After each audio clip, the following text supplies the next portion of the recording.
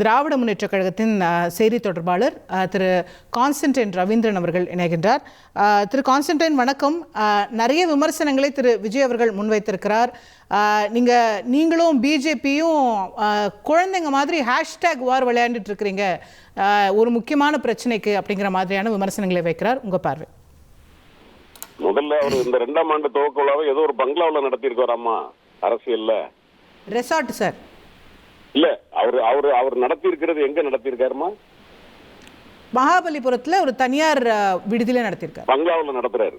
ஏறத்தால அதானே அது. அதுல நட்சத்திர ஹோட்டல், நட்சத்திர ஹோட்டல்ல நடத்துறாரு. எவ்வளவு அதான் ஒரு 2ஆம் ஆண்டு துவக்க விழாவை ஒரு நட்சத்திர ஹோட்டல்ல நடத்துற ஒரு நட்சத்திரம் வைக்கிற விமர்சனங்களுக்கு ஏறத்தாழ 70 ஆண்டு காலம், 1949 75 ஆண்டு காலம் அரசியலில் பயணித்த திராவிட முன்னேற்ற கழகம் பதில் சொல்ல வேண்டியது இருக்கிறது. அதுதான் ஜனநாயகம் என்று நான் நம்புகிறேன். இன்னொன்று, அவர் வைத்திருக்கிற அந்த விமர்சனம் மும்மொழி கொள்கையை பொறுத்த வரைக்கும் இன்றைக்கு ஒரு காலத்தில் ஆர்ப்பாட்டம் போராட்டம் என்பதோடு சேர்த்து சோசியல் மீடியா என்பது இன்றைக்கு ஒரு மிகப்பெரிய ஆயுதம் என்பதை அவர் பக்கத்திலே உட்கார்ந்து கொண்டு எதற்கோ கையெழுத்து போட மாட்டேன் என்று சொன்ன பிரசாந்த் கிஷோரை கேட்டால் சொல்லி இருப்பார். ஏனென்றால் அந்த சோசியல் மீடியாவினுடைய தாக்கத்தை அவருக்கு தெரியும், அவர் உணர்ந்திருக்கிறார்.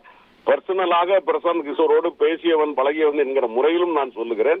சோசியல் மீடியா என்பது இன்றைக்கு இவர்கள் நினைப்பதை போல சின்ன பிள்ளைகள் விளையாடுகிற விளையாட்டு அல்ல, அது மிகப்பெரிய தாக்கத்தை ஏற்படுத்தக்கூடியது. இன்றைக்கு பெரும்பாலான இளைஞர்கள், அதிலும் குறிப்பாக தமிழ்நாடு போன்ற வளர்ந்த கல்வியால் வளர்ந்த மாநிலங்களில் பெரும்பாலான இளைஞர்களுக்கு சொல்ல வேண்டிய செய்திகளை நாம் அதன் மூலமா தான் சொல்லுகிறோம்.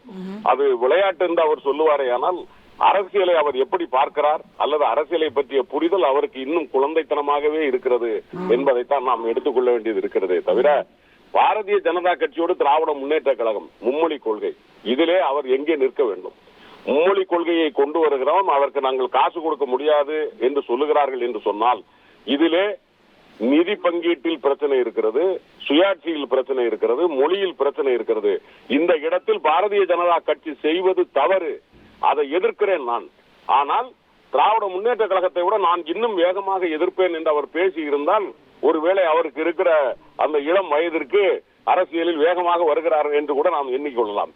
ஆனால் இரண்டும் கெட்டானாக 2 பேரையும் பேசுவது என்பது பாரதிய ஜனதா கட்சியினுடைய பிடி அவர் தலைக்கு மேல் இருக்கிறது என்பதைத்தான் காட்டுகிறதே தவிர, தமிழ்நாட்டு மக்களுக்கு தெரியும் உணர்வு பூர்வமாக அவர் எதிர்க்கிறதா தானே சொல்லியிருக்காரு. ஆனா மும்மொழி கொள்கையை எதிர்க்கிறதா தான் சொல்லியிருக்கிறார்.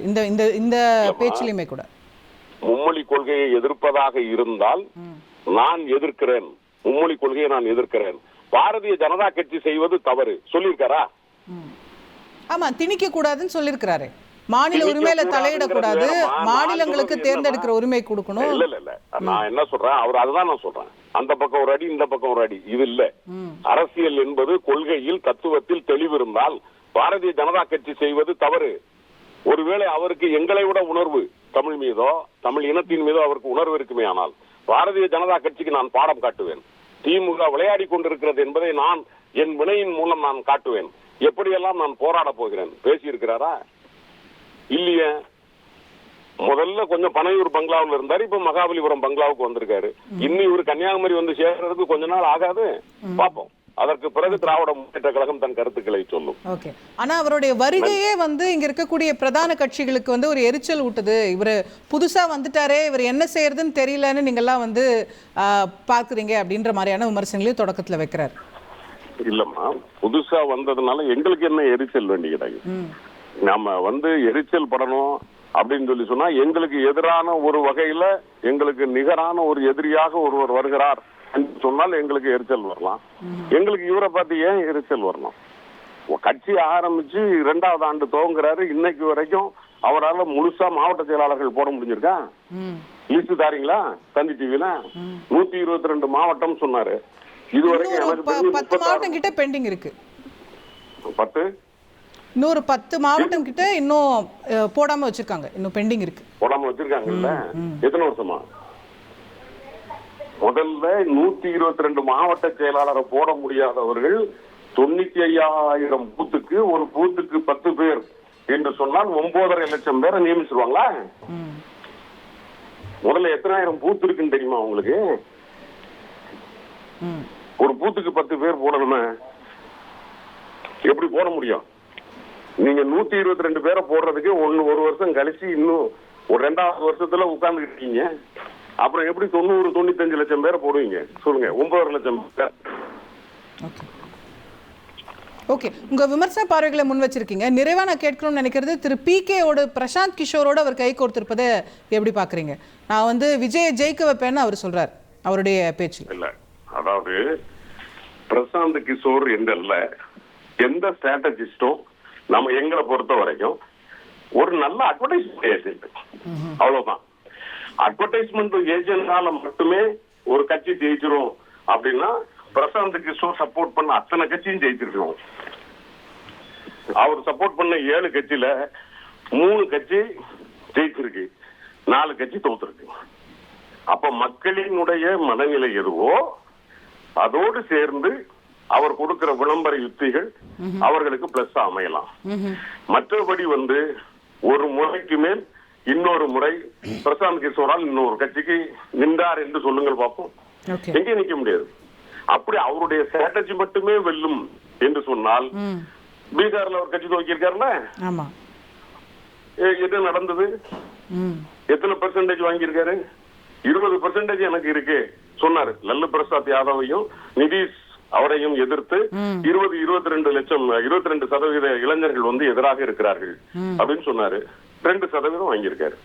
அதான் அவருடைய கணிப்பு. சொந்த மாநிலத்திலே இதுதான் தன்னுடைய கணிப்பு என்று தவறாக கணிக்கிற பிரசாந்த் கிஷோர் தமிழ்நாட்டினுடைய அரசியலை அவரே வெளிப்படையா சொன்னது.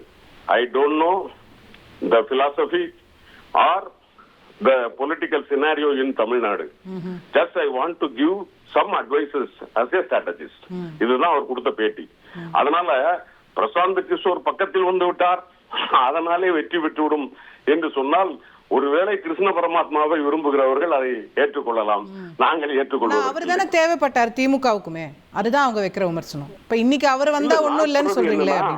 அட்வர்டைஸ்மெண்ட் ஏஜென்ட் யார் நல்லா இருக்காங்க அப்படின்னு பார்த்தானே கொடுப்போம், தப்பு இல்லையா?